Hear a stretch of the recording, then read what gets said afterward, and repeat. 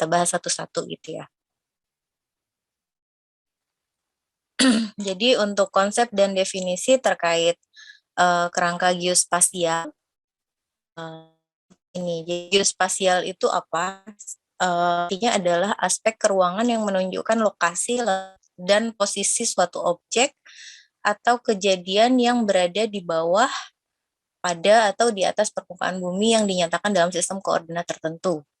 Nah, seperti itu ya. Jadi kalau kita artikan kerangka geospasial itu apa? Kerangka geospasial itu adalah kerangka induk yang mencakup informasi geospasial yang digunakan untuk kegiatan statistik di BPS. Jadi di BPS itu ada dua. Yang pertama wilayah kerja statistik yang sudah bergeoreference juga. Kita punya peta-peta mulai dari provinsi sampai dengan SLS ya.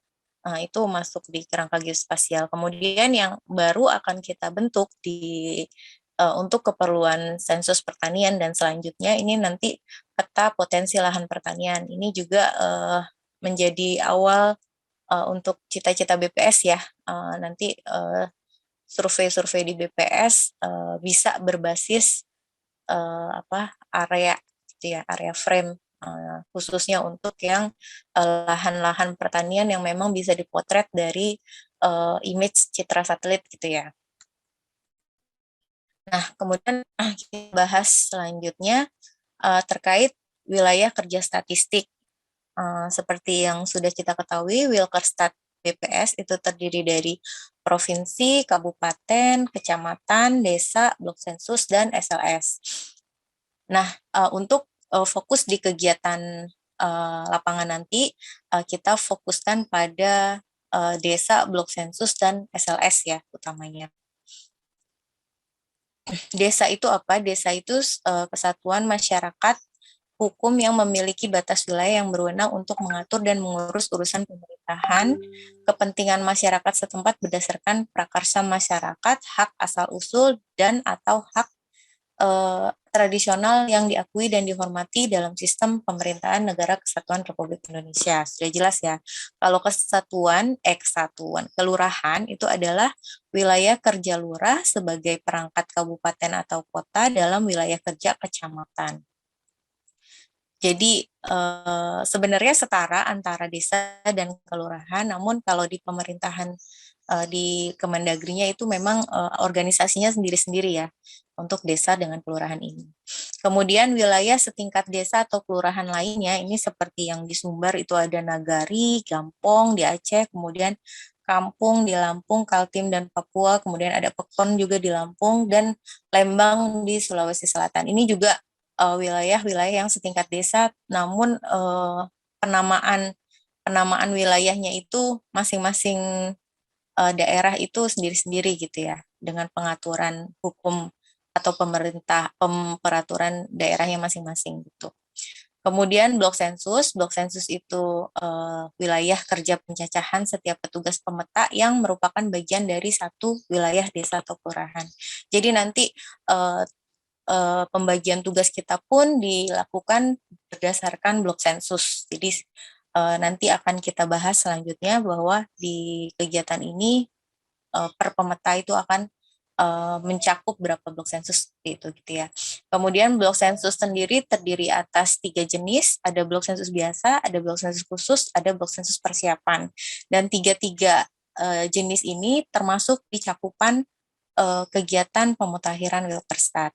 Kalau blok sensus biasa ini muatannya sekitar 120 sampai maksimum 180 atau kisaran 150 yang berisi muatannya itu rumah tangga atau bangunan sensus tempat tinggal atau bangunan tempat tinggal kosong atau kombinasi dari ketiganya. Kalau yang blok sensus khusus ini biasanya lokasi atau akses ke lokasinya itu terbatas. Jadi bisa perlu izin gitu ya untuk masuk ke dalam. Contohnya seperti yayasan, asrama, pesantren dan lain-lain atau lapas gitu ya. Masuk ke blok sensus khusus. Kemudian blok sensus persiapan. Wilayah persiapan ini adalah wilayah kosong yang terpisah dari pemukiman. Contohnya itu kalau seperti sawah, perkebunan, hutan, rawa, dan lain-lain. Kita kategorikan persiapan. Kemudian konsep satuan lingkungan setempat. Jadi SLS itu adalah satuan wilayah di bawah desa yang biasanya ditetapkan dengan peraturan daerah atau peraturan desa. Contoh SLS tuh macam-macam ya, ada RT, RW, jorong, dusun, banjar, lingkungan, dan lain-lain. Nah, syarat SLS baru yang boleh ditambahkan dalam kegiatan ini nanti adalah SLS-nya itu sudah terdaftar atau diakui di kantor desa atau kelurahan, kemudian memiliki wilayah, memiliki pengurus, pengurus SLS ya, ini non SLS-nya seharusnya tidak. Kemudian memiliki penduduk. Nah, contoh susunan SLS atau tingkatan ya, tingkatan SLS di bawah desa itu ada beberapa macam. Ada yang cuma ada satu tingkatan di bawah desa, ada yang lebih dari satu tingkatan. Kalau satu tingkatan itu contohnya desa, terus langsung SLS terkecilnya itu apa? Jadi contohnya seperti ini, Desa Mekarsari terdiri dari 2 dusun, yaitu Dusun Mekarjaya, Dusun Sari Raya. Si Dusun Mekarsari ini merupakan desa dengan satu tingkatan dusun, karena di bawahnya desa itu hanya ada dusun saja. Nah, contoh SLS terkecilnya itu SLS tingkat 1 kita sebutnya itu Dusun Mekarjayanya atau Dusun Sari Rayanya. Ini adalah SLS tingkat 1. Kemudian contoh desa dengan 2 tingkatan SLS, ini contohnya seperti ini. Contohnya ada kelurahan atau desa yang di bawahnya itu ada RW dulu, baru RT. Nah, ini kita sebut dia tingkatan, 2 tingkatan, RW dan RT. Ada lagi mungkin RW, RT, LK gitu ya, lingkungan gitu. Atau LK dulu, lingkungan dulu, RW, baru RT, itu berarti ada 3 tingkatan. Nah, contohnya adalah Kelurahan Jaka Sampurna terdiri dari 2 RW. RW 1 itu ada 3 RT, RT 1, RT 2, RT 3. Yang RW 2 itu ada 2 RT, RT 1 dan RT 2. Nah, maka Kelurahan Jaka Sampurna ini merupakan kelurahan dengan 2 tingkatan, yaitu RW dan RT. Nah, contoh SLS terkecilnya itu adalah SLS yang paling bawahnya gitu ya. Jadi contohnya RT 1, RW 1 itu SLS terkecil. Berarti kalau melihat di data ini ada sebanyak 1, 2, 3, 4, 5 SLS terkecil di desa itu. Penulisannya adalah SLS tingkat satunya itu RT 001, SLS tingkat 2-nya itu adalah RW 002. Jadi penulisan SLS terkecilnya itu adalah RT 001 RW 1. Nah, kemudian selain wilayah SLS, kita juga mengkategorikan ada wilayah non-SLS. Jadi wilayah non-SLS adalah wilayah desa yang tidak termasuk dalam cakupan SLS. Wilayah non-SLS terdiri dari vegetasi wilayah bervegetasi pertanian, itu dikodekan 1 ya. Jadi non-SLS itu ada kode 1 sampai 6. Kode 1 itu vegetasi pertanian, kode 2 itu ada wilayah bervegetasi bukan pertanian, contohnya padang rumput, semak belukar gitu ya, alang-alang, sabana, dan lain-lain. Kemudian yang ketiga itu ada lahan terbuka. Lahan terbuka ini contohnya kayak gini ya, ada kawah atau kaldera, lahar, dan lava, hamparan pasir pantai, dan lain-lain. Kemudian ada kawasan terbangun pemukiman, yang dikodekan 4 ini adalah perumahan yang tidak masuk di SLS manapun gitu. Kemudian kawasan terbangun bukan pemukiman, contohnya bandar udara, pelabuhan laut, kawasan stasiun kereta, pertokoan, mal, pasar, dan lain-lain. Nah, ini masuk ke kawasan terbangun bukan pemukiman. Kemudian ada lagi wilayah perairan, danau atau waduk, rawa, sungai, anjir pelayaran, atau terumbu karang. Ini contoh wilayah perairan. Nah, kalau kita lihat pengkodean Wilkerstat atau BS ya, pengkodean BS, ini ada 14 digit. Wilkerstat BS kita ada 14 digit, yang 10 digit ini adalah kode desa ya. Kemudian 4 digit terakhir ini adalah kode blok sensus, di mana kode nomor 11 sampai dengan 13 itu adalah nomor urut blok sensusnya atau kode BS-nya, sedangkan yang digit ke-14 itu adalah jenisnya, dia termasuk biasa, khusus, atau persiapan. Kemudian untuk yang Wilkerstadt SLS atau non SLS itu sama, bukan sama, ada dua jenis ya, ada yang 14 digit, ada yang 16 digit. Kita bahas yang 14 digit. Ini yang sudah kita lakukan ketika pemetaan di 2019 ya. Itu ada 14 digit. Sama 1 sampai 10-nya itu kode desa, sedangkan 11-nya tadi kode wilayah SLS atau non SLS yang tadi 1 sampai 6 tadi. Jadi kalau 0 itu nanti wilayah SLS, yang 1 sampai 6 itu wilayah non SLS. Kemudian 12 sampai 14 ini nomor urut SLS atau non SLS-nya. Ini untuk yang kode SLS yang 14 digit. Nah, kemudian seiring penggunaan SLS ini kemarin untuk kegiatan sensus penduduk ya, untuk kegiatan sensus penduduk di lapangan bulan September kalau tidak salah, itu kita identifikasi juga ada beberapa perubahan SLS selama jangka waktu dari 2019 ke 2020, 2019 ke 2020 itu ada perubahan SLS. Nah, kemarin ketika lapangan SP kita tambahkan 2 digit di belakang untuk mengidentifikasi SLS baru dari yang terbentuk dari pemetaan di 2019. Karena apa? Karena peta kita kan masih 14 digit ya. Kemudian karena keperluan lapangan SP harus up to date, maka untuk menjembatani supaya kode SLS kita tetap unik dengan tambahan SLS baru, namun petanya kita masih bisa merujuk di kode 14 digit. Nah, ini adalah kode yang 4 digit atau 6 digit yang di belakang ya, setelah digit ke 11 dan seterusnya.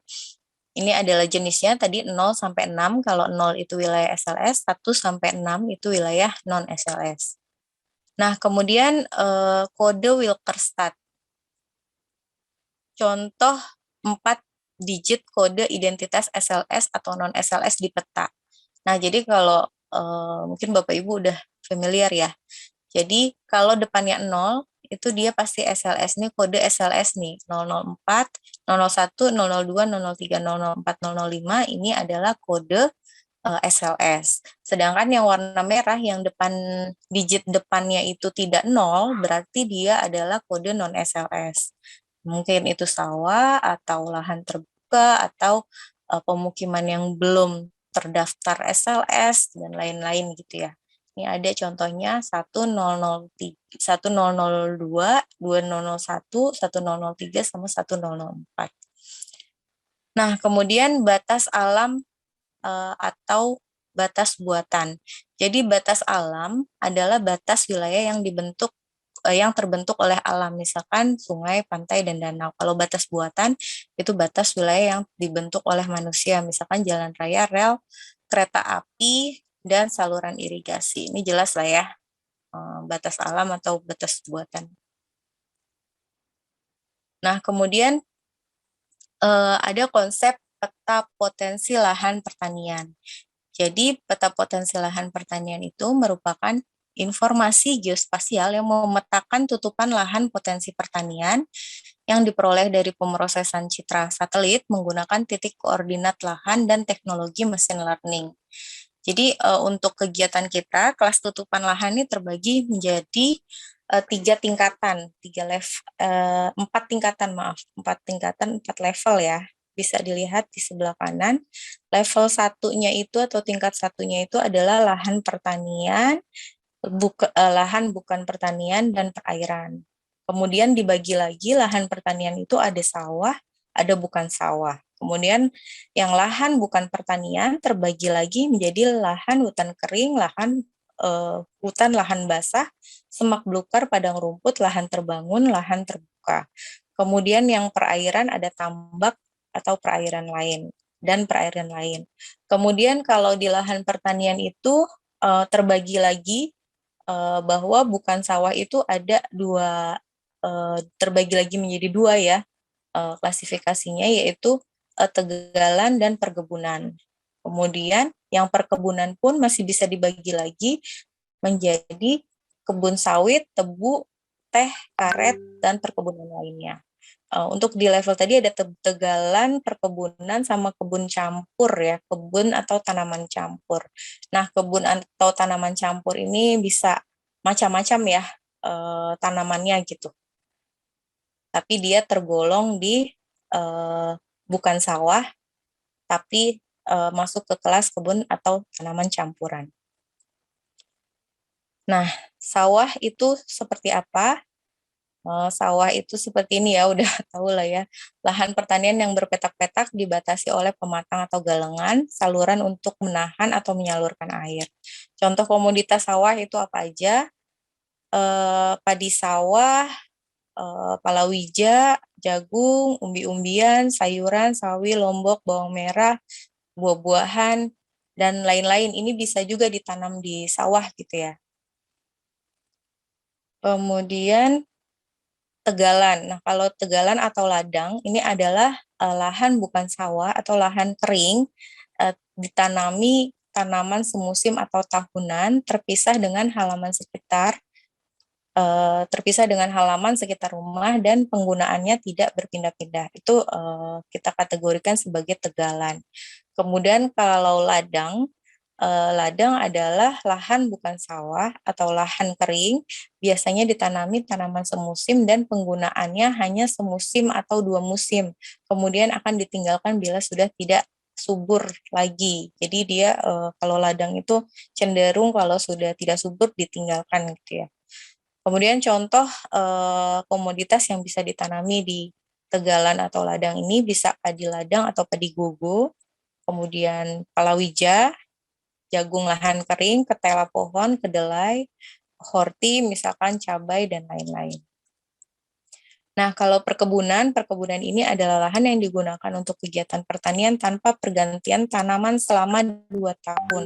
Perkebunan dalam kegiatan ini dipisahkan ke dalam kelas seperti tadi yang saya sebutkan ya, ada sawit, teh, tebu, karet, dan lainnya. Lainnya ini contohnya ada jati, sengon, mahoni, dan lain-lain ya, yang sengaja dibudidayakan dalam suatu area yang luas.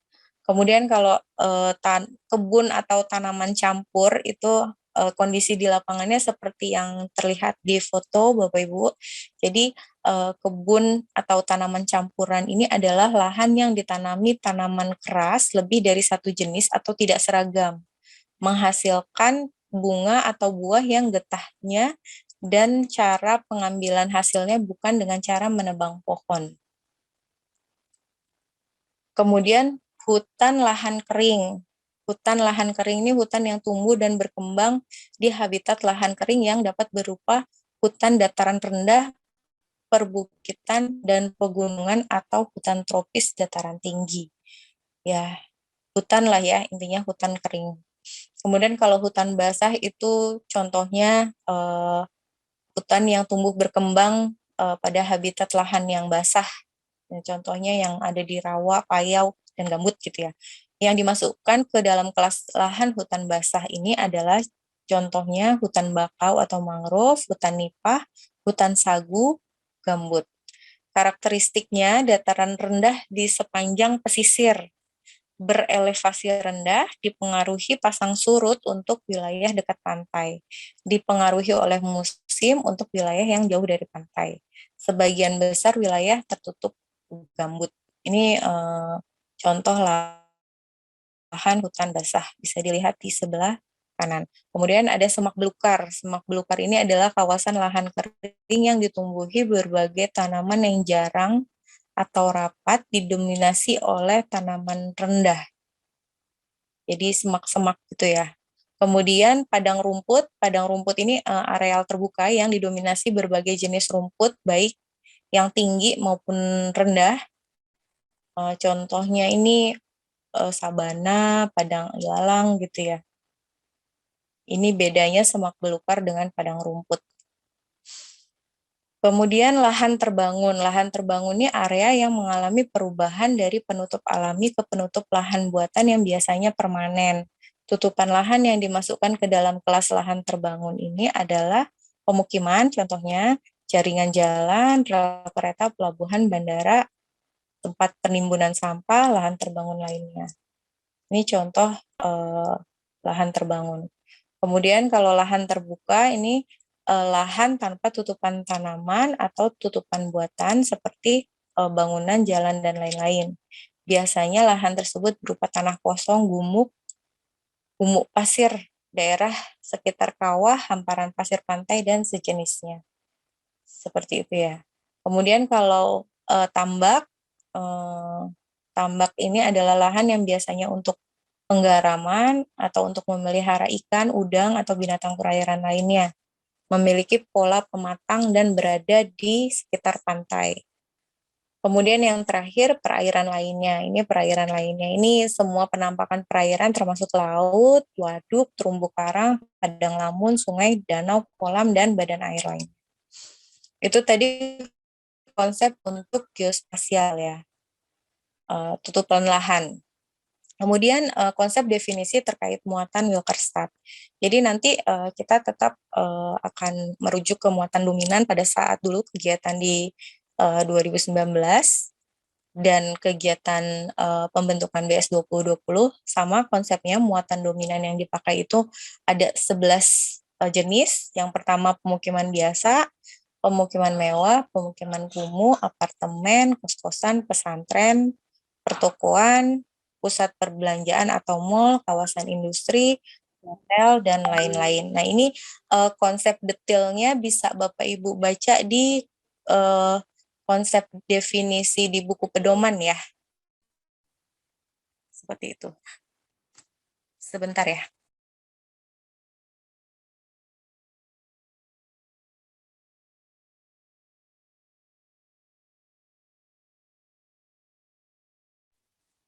Ya, jadi saya lanjutkan. Jadi muatan dominan itu ada 11 macam. Kemudian ada konsep keluarga. Konsep keluarga ini kita masih mengadopsi konsep yang sudah dipakai di kegiatan sensus dan survei di BPS. Keluarga itu adalah seseorang atau kelompok orang yang terdaftar dalam kartu keluarga. Tidak termasuk mereka yang terdaftar dalam KK tetapi tidak tinggal bersama keluarga tersebut. Itu tidak masuk. Namun kalau di suatu apa namanya keluarga tersebut kalau si apa namanya warganya itu tidak memiliki kakak, konsep keluarga kita tetap mengacu ke Undang-Undang Nomor 52 yang mengatakan bahwa keluarga adalah unit terkecil dalam masyarakat yang terdiri dari suami, istri, atau suami-suami, istri, dan anaknya. Suami-suami, suaminya satu aja kayak gini. Suami, istri, dan anaknya, atau ayah dan anaknya, atau ibu dan anaknya. Nah, ini uh, jadi lebih mudahnya dipahami bahwa nanti yang dianggap keluarga ini adalah keluarga baik yang punya kakak atau tidak punya kakak tetap dicakup, gitu, tetap dihitung. Nah, keluarga nanti tidak didatangi satu-satu ya Bapak Ibu, kita tanyakan tetap dari si ketua SLS-nya. Nah, kemudian konsep keluarga pertanian. Jadi keluarga pertanian itu adalah keluarga yang sekurang-kurangnya ada satu anggota keluarga yang mengusahakan produk pertanian yang menanggung resiko sendiri dengan tujuan sebagian atau seluruhnya dijual atau memperoleh pendapatan atau keuntungan. Jadi keluarga pertanian tadi minimal satu saja anaknya atau bapaknya atau ibunya itu dia mengusahakan produk pertanian yang sifatnya menanggung resiko gitu ya. Sifatnya menanggung resiko bukan sebagai buruh saja, itu termasuk sebagai keluarga pertanian. Kalau dia hanya sebagai buruh yang dibayar oleh yang punya lahan gitu ya, dan dia tidak menanggung resiko, dia tidak termasuk sebagai keluarga pertanian. Jika salah satu anggotanya itu hanya sebagai buruh saja gitu. Kemudian khusus untuk keluarga yang menanam padi atau padi atau palawija atau dalam kategori subsektor tanaman pangan gitu ya.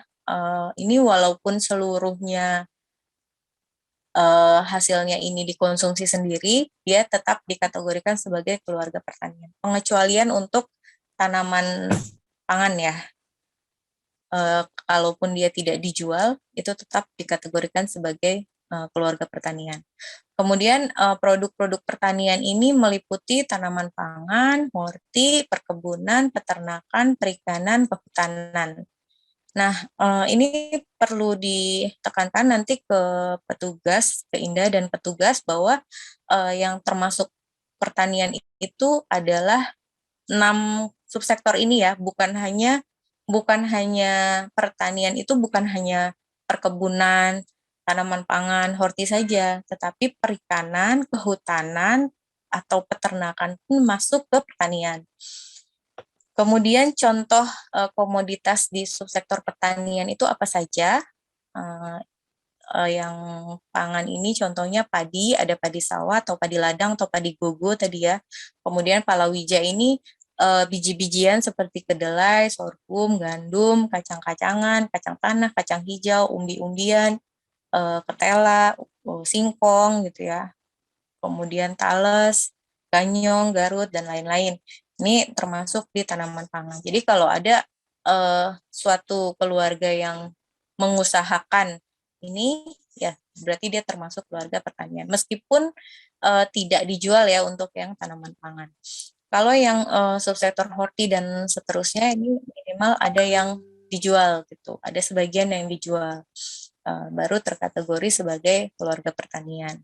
Jadi kalau komoditas hortikultura itu ada yang tahunan, ada yang semusim. Jadi kalau tahunan tuh melinjo, petai, jengkol, dan lain-lain. Kalau semusim ini contohnya sayuran, bawang merah, cabai, stroberi, melon, semangka, dan lain-lain. Kemudian kalau subsektor perkebunan, ini bisa tanaman kelapa, kakao, cengkeh, kopi, lontar, jambu mete, dan lain-lain. Tanaman perkebunan seperti tebu, semusim ya, yang musim itu kayak tebu yang satu musim terus habis terus tanam lagi, ada tembakau, kapas, dan lain-lain. Kemudian peternakan, ini ada beberapa, contohnya ada ternak besar, ternak kecil, unggas, ternak lainnya. Ternak besar itu sapi, kerbau, kuda, kambing, ternak kecil ya, kambing, domba, babi, kemudian unggas-unggasan ini seperti ayam, bebek, itik, kemudian ternaknya ini kayak burung, kelinci, dan lain ini masuk di produk pertanian juga. Kemudian ada subsektor perikanan mencakup budidaya ikan laut, tambak, air payau, kolam air tawar, sawah, atau perairan umum. Sedangkan yang penangkapan ikan itu terdiri dari penangkapan ikan di laut dan di perairan umum seperti ikan, udang, penyu. Jadi nanti nelayan gitu ya, nelayan yang menangkap di laut ataupun orang yang memang membudidayakan lele misalkan, itu termasuk sebagai keluarga pertanian. Kalau di dalam keluarga itu ada yang mengusahakan komoditas-komoditas ini. Kemudian kalau yang kehutanan ini contohnya produknya tanaman jati, mahoni, pinus, sengon gitu ya. Kayu-kayuan ini yang berasal dari hutan ini. Kemudian termasuk juga penangkaran tumbuhan atau hewan liar, pemungutan hasil hutan, penangkapan satwa liar gitu ya. Nah, ini termasuk sebagai komoditas pertanian juga. Kemudian konsep selanjutnya urban farming.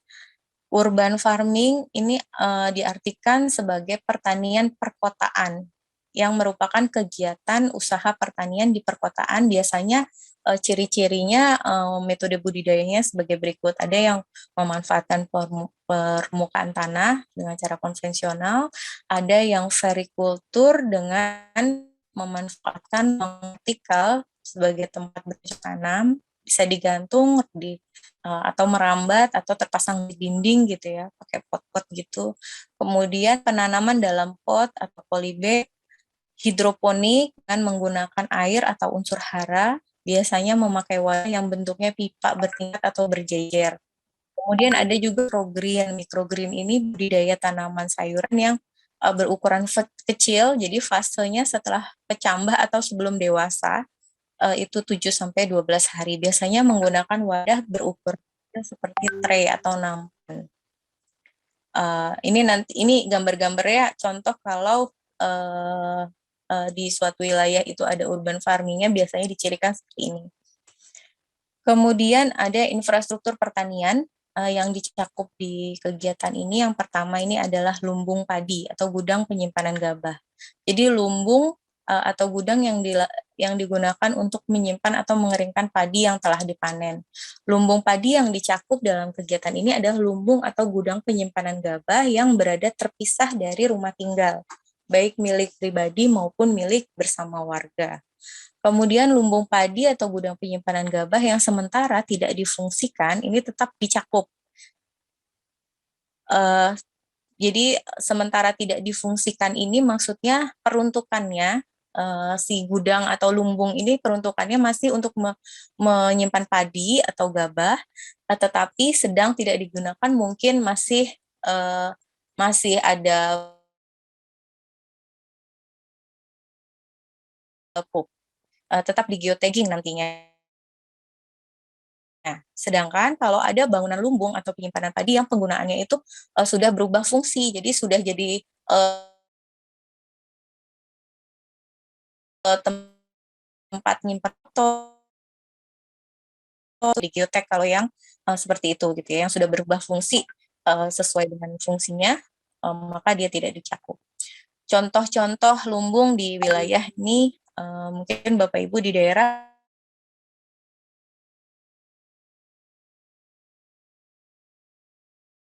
sudah lebih seperti ini di Jawa Barat, Lewit di Jawa Barat. Nah ini kalau yang di Sumatera nggak tahu nih, belum ketemu gambarnya sepertinya. Jadi nanti disesuaikan dengan kondisi di wilayahnya masing-masing. Kemudian infrastruktur yang kedua ini penggilingan.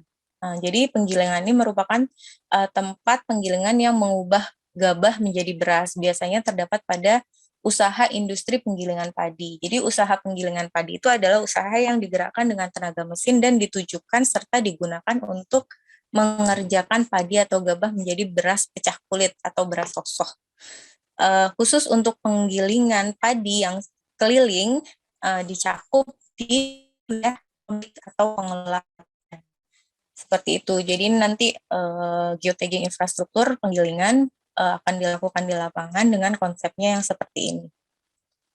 Kemudian ada koperasi unit desa atau koperasi pertanian. Jadi koperasi unit desa ini kalau di Indonesia melihat sejarahnya, ketika dulu dibentuk KUD ini memang tujuannya untuk mengembangkan bidang pertanian ya, untuk meningkatkan produksi pangan dan kesejahteraan petani sebenarnya KUD. Tapi mungkin nggak tahu perjalanan ke sini di wilayah apakah masih berkembang atau tidak KUD, atau sekarang sudah berubah bentuk menjadi satu koperasi pertanian khusus gitu ya, yang memang koperasinya itu melakukan usaha berkaitan dengan komoditas pertanian tertentu. Biasanya beranggotakan para petani maupun buruh tani dan lainnya. Nah ini yang kita akan cakup untuk geotagging koperasi, entah itu koperasi unit desa namanya atau koperasi apa yang lainnya namanya, tapi tujuannya adalah untuk peningkatan pertanian gitu ya. Itu tadi konsep-konsep untuk muatan pertanian. Kemudian yang ketiga, konsep definisi terkait peta digital.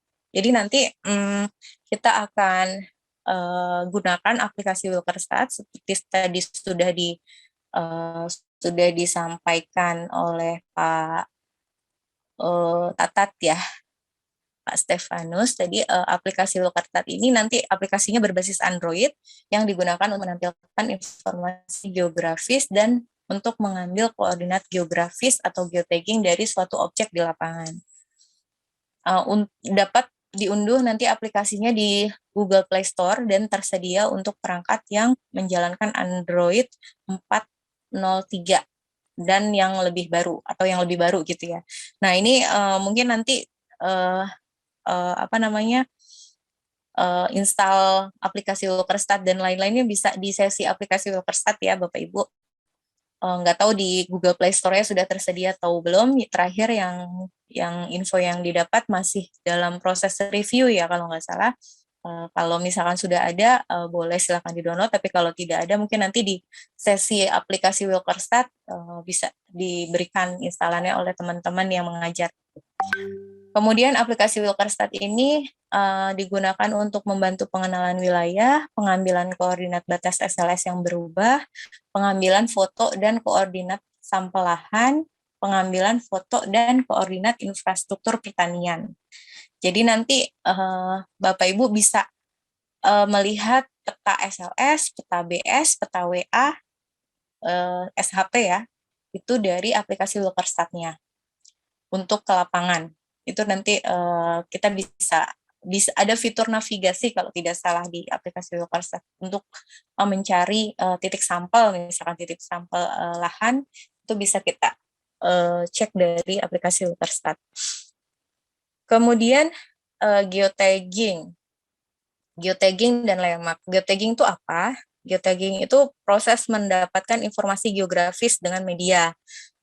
Contohnya menggunakan foto melalui software tertentu. Kalau untuk kegiatan ini kita menggunakan software bikinan BPS sendiri ya. Namanya aplikasi Wilkerstat. Kemudian landmark adalah geografis baik alami ataupun buatan manusia. Jadi landmark ini sesuatu yang mudah dikenali. Contohnya monumen, bangunan, atau struktur lainnya. Nah, untuk landmark yang akan kita cakup di kegiatan ini adalah landmark di 4 titik batas SLS dan di dalam SLS atau non-SLS, kemudian landmark infrastruktur pertanian, dan landmark sampel lahan pertanian. Ini landmark yang nantinya akan kita geotagging gitu ya. Hasil geotagging kita itu berupa landmark. Kemudian yang terakhir ini terkait sistem informasi pemutakhiran muatan Wilkerstat. Ini juga satu sistem yang dibuat oleh BPS juga. Nah, si PW ini adalah disingkat ya, si PW ini merupakan aplikasi berbasis web untuk pengelolaan data pemutakhiran muatan Wilkerstat. Jadi si PW ini nantinya memiliki beberapa fasilitas antara lain persiapan lapangan, entry dokumen, hasil lapangan, dan monitoring hasil entry dokumen. Ini nanti akan gabung semua di si PW ini untuk kegiatan updating Wilkerstat tahun 2022. Si PW ini nanti bisa diakses dalam jaringan VPN dengan alamat IPD BPS Go ID SIPW. Kayak sensitif ya Bapak Ibu, SIPW-nya itu I-nya kecil, SIPW, PW-nya besar. Kemudian penggunanya adalah user di BPS Pusat, Provinsi, Kabupaten yang terdaftar. Untuk saat ini sampai dengan lapangan ya, user yang terdaftar mungkin baru user yang organik ya yang terdaftar karena terkait pengalokasian blok sensus nanti melalui CPW ini juga. Namun kedepannya untuk pengolahan nanti bisa jadi petugas pengolahannya itu berasal dari non organik, nanti akan bisa disediakan juga fasilitas untuk loginnya ke CPW ini. Kemudian dokumen yang digunakan pada saat lapangan ini nanti akan diunduh melalui aplikasi tersebut. Jadi seluruh dokumen nanti bisa dilihat di aplikasi ini, kemudian masing-masing petugas nanti akan mendapatkan wilayah tugas sesuai dengan yang sudah dipetakan melalui aplikasi ini juga.